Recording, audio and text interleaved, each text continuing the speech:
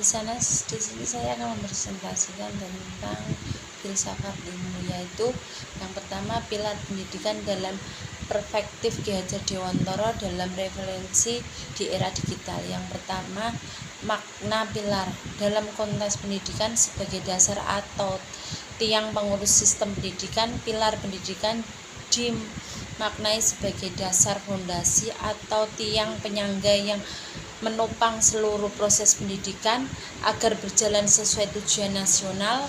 Pilar pendidikan berfungsi sebagai pedoman dalam penyelenggaraan pendidikan sehingga mampu menghasilkan manusia Indonesia yang bermakna, berilmu, berkarakter, mandiri, dan bertanggung jawab. Pilar pendidikan tidak hanya berkaitan dengan pencapaian akademik, tetapi juga mencakup pengembangan moral, sosial, budaya, dan kepribadian seperti peserta didik. Pilar tersebut menjadi landasan dalam penyusunan kurikulum, proses pembelajaran, hubungan antara guru dan peserta didik, serta sinergi antara sekolah, keluarga, dan masyarakat. Oleh karena itu, pendidikan harus dipandang sebagai proses pembentukan manusia seutuhnya, bukan sekedar transfer ilmu pengetahuan.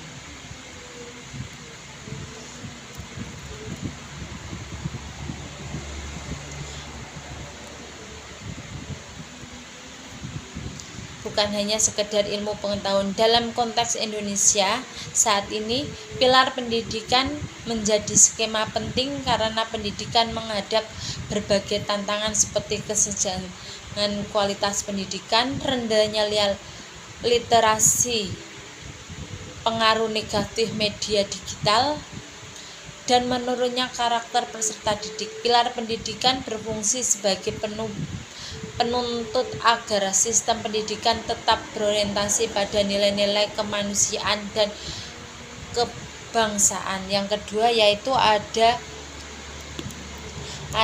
prinsip dasar pendidikan menurut Ki Hajar Dewantara. Yang pertama yaitu ada ing ngarsa sung tulodo.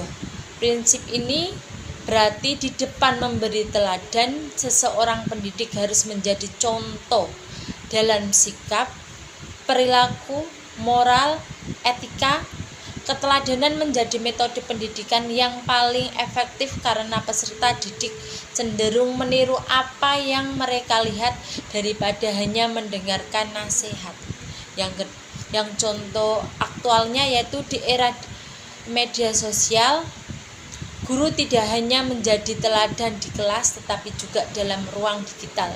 Guru yang menggunakan media sosial secara bijak, tidak menyebarkan hoaks, dan menjaga etika komunikasi digital telah menerapkan prinsip ing ngarsa sung tulodo dalam hidup nyata.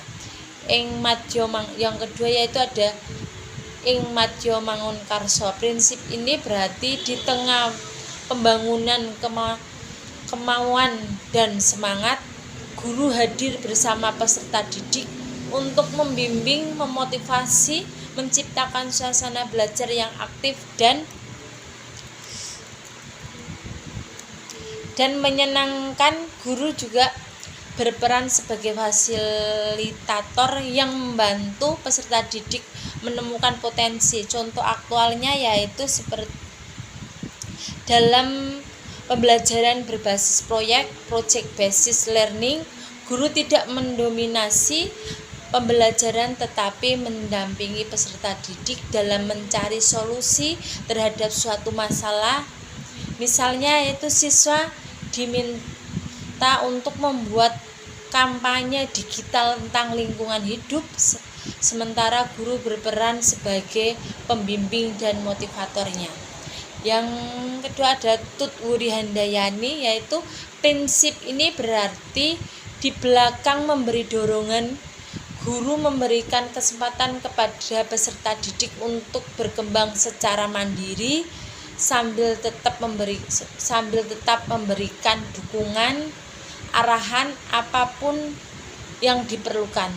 Contoh aktualnya yaitu peserta didik mengerjakan tugas melalui platform pembelajaran digital. Guru memberikan kebebasan dan menentukan cara penyelesaian tugas, tetapi tetap memantau perkembangan dan memberikan umpan balik secara berkala. Hal ini mendorong tumbuh kreatif, tanggung jawab, dan kemandirian belajar. Ketiga, prinsip tersebut menunjukkan bahwa pendidikan menurut Ki Hajar Dewantara berpusat pada peserta didik, student centered learning, dan bertujuan membentuk karakter serta kemandirian peserta didik secara utuh. Yang ketiga yaitu ada analisis relevansi dan tantangan penerapan prinsip Ki Hajar Dewantara di era digital. Yang pertama adalah relevansi. Dalam pembelajaran daring, pandemik dan perkembangan teknologi telah mempercepat penggunaan pembelajaran daring. Prinsip Ki Hajar Dewantara tetap relevan karena guru tidak hanya berperan sebagai penyampai informasi, tetapi juga membimbing yang mengarahkan peserta didik dalam memanfaatkan teknologi secara positif. Misalnya ketika menggunakan aplikasi pembelajaran seperti Google Classroom atau LMS dan lainnya. Guru tetap harus menunjukkan keteladanan, membangun motivasi belajar, dan memberikan dukungan kepada siswa yang mengalami kesulitan belajar secara daring. Yang kedua dalam literasi digital. Literasi digital menjadi komponen penting. Abad ke-21 peserta didik harus mampu memilih informasi yang benar, menghindari hoak, dan menggunakan teknologi secara bertanggung jawab. Prinsip ing madya mangunkarsa sangat relevan karena guru berperan membimbing peserta didik agar memiliki kemampuan berpikir kritis terhadap informasi yang diperoleh dari internet. Kemampuan ini sangat penting mengingatkan maraknya penyebaran informasi palsu dan konten negatif di media sosial. Yang ketiga dalam pembelajaran karakter peserta didik. Perkembangan teknologi membawa dampak positif sekaligus negatif. Kemudahan akses informasi sering kali diikuti oleh meningkatnya perilaku individualisme, kecanduan gawai, dan rendahnya etika digital. Pemikiran Ki Hajar Dewantara menegaskan bahwa pendidikan harus menyeimbangkan perkembangan intelektual dengan perkembangan pembentukan karakter. Pendidikan karakter yang berbasis keteladanan, pembiasaan, dan pendampingan menjadi sangat penting untuk menghadapi tantangan tersebut. Yang keempat dalam peran guru di era artificial intelligence atau AI. Saat ini peserta didik dapat memperoleh informasi dengan mudah melalui AI atau internet. Namun teknologi tidak dapat menggantikan fungsi guru sebagai pembentukan karakter dan pendampingan perkembangan peserta didiknya. Penelitian terbaru menunjukkan bahwa sistem Among Ki Hajar Dewantara tetap relevan sebagai pendekatan humanistik untuk menghadapi tantangan penggunaan AI dalam pendidikan, terutama dalam menjaga kemampuan berpikir kritis, integritas akademik, dan nilai kemanusiaan. Yang kedua yaitu yang B itu ada tantangan penerapan. Yang pertama adalah menurut interaksi sosial, pembelajaran berbasis teknologi dapat mengurangi interaksi langsung antara guru peserta didik sehingga proses keteladanan menjadi kurang optimal. Yang kedua yaitu adanya rendahnya literasi digital. Masih banyak peserta didik yang mudah terpengaruh hoaks, ujaran kebencian, dan konten negatif karena belum memiliki kemampuan literasi digital yang baik. Yang ketiga yaitu ada degradasi karakter. Kasus perundungan atau siber atau yang disebut dengan cyberbullying, plagiarisme, penyalahgunaan media sosial, dan kecenderungan gawe menunjukkan bahwa pendidikan karakter masih menjadi tantangan besar dalam dunia pendidikan saat ini. Yang keempat yaitu adalah kompetensi guru yang beragam.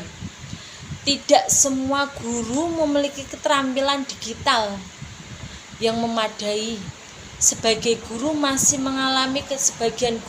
mengalami kesulitan dalam memanfaatkan teknologi pembelajaran secara efektif, sehingga diperlukan peningkatan kompetensi secara berkelanjutan.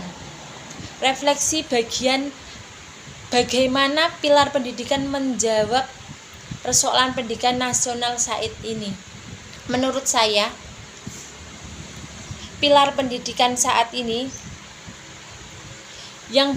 pilar pendidikan yang berlandaskan pemikiran Ki Hajar Dewantara masih sangat relevan untuk menjawab berbagai persoalan pendidikan nasional saat ini. Indonesia menghadapi tantangan berupa rendahnya literasi membaca, kesenjangan akses pendidikan, menurunnya karakter peserta didik, serta dampak negatif perkembangan teknologi digital di saat ini. Sekian dan terima kasih.